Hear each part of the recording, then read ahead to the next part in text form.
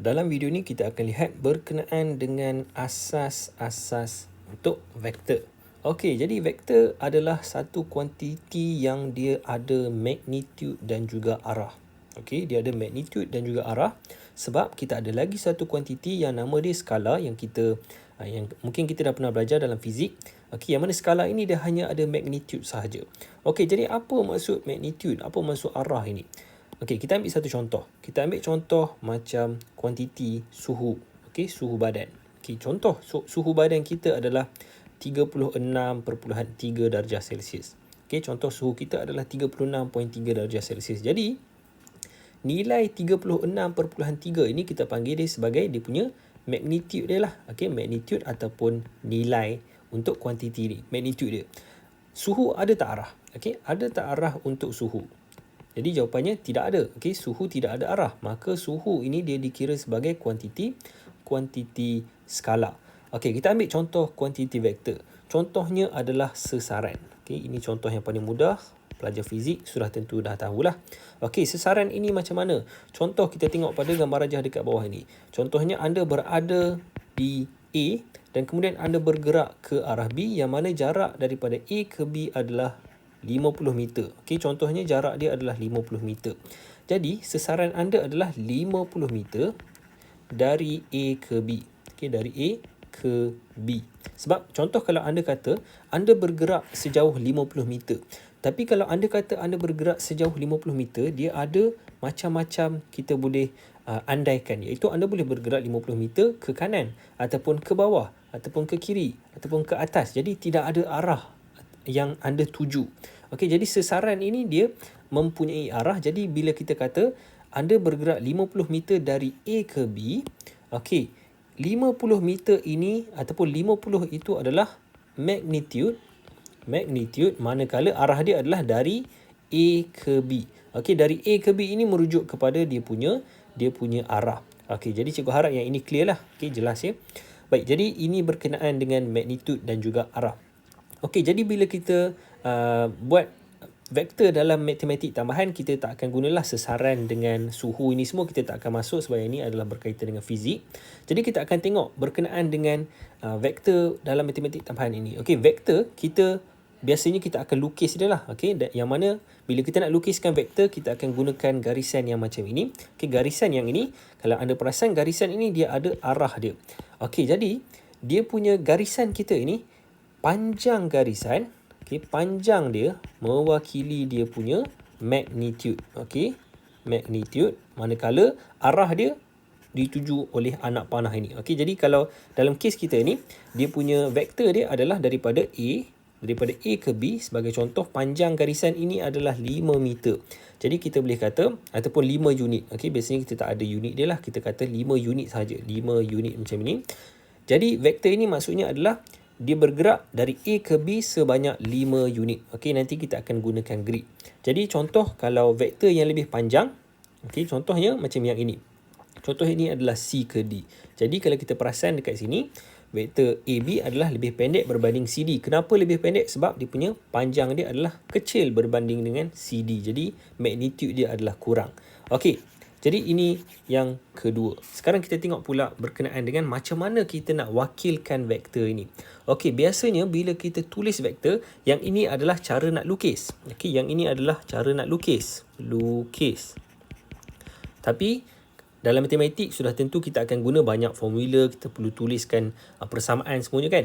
Jadi untuk vektor kita akan tuliskan contohnya bila kita lukis vektor AB ni, kita nak tuliskan dalam bentuk tulisan ataupun dalam bentuk persamaan, kita tuliskan dia sebagai AB sebab dia daripada A ke B dan kita letak anak panah dekat atas ini.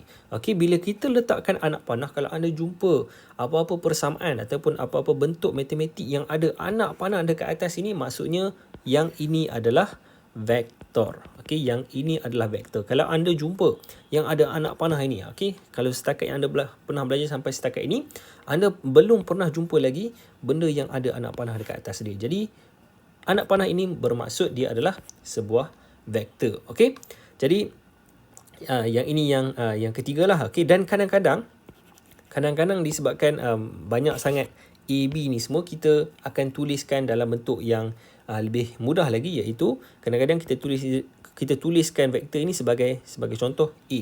Okey, jadi vektor AB ni juga kita boleh tuliskan bukan anak panah dekat atas, tapi kita buat garisan, kita buat lantai dia dekat bawah ni. Jadi ini maksudnya vektor AB ni kita juga boleh wakilkan dia sebagai A.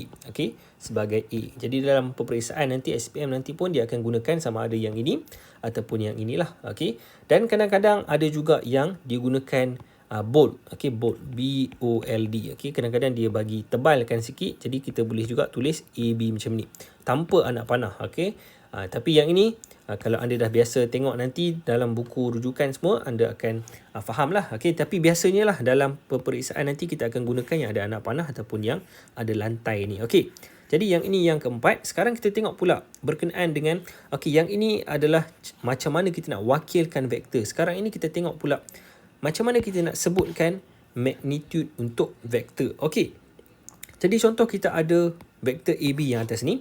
Okey, yang mana vektor dia kita boleh wakilkan sebagai AB yang ini. Jadi macam mana kita nak bagi tahu berapa panjang dia? Okey, contoh AB ni adalah 5 unit sebagai contoh. Okey, 5 unit sebagai contoh. Jadi bila kita kata magnitude vektor, magnitude untuk AB ni adalah 5. Tapi kita nak tulis macam mana? Macam mana kita nak wakilkan magnitude? Okey, yang ini kita wakilkan vektor. Sekarang macam mana kita nak wakilkan magnitude adalah dengan kita gunakan modulus. Okey, modulus AB. Kemudian letak balik. Okey, yang ini palang lah. Okey, palang 2 ni kita panggil dia modulus. Bila kita letakkan vektor dekat dalam, kemudian kita kepitkan dia dengan modulus, ini maksudnya adalah magnitude bagi vektor AB. Jadi yang ini sama juga dengan 5.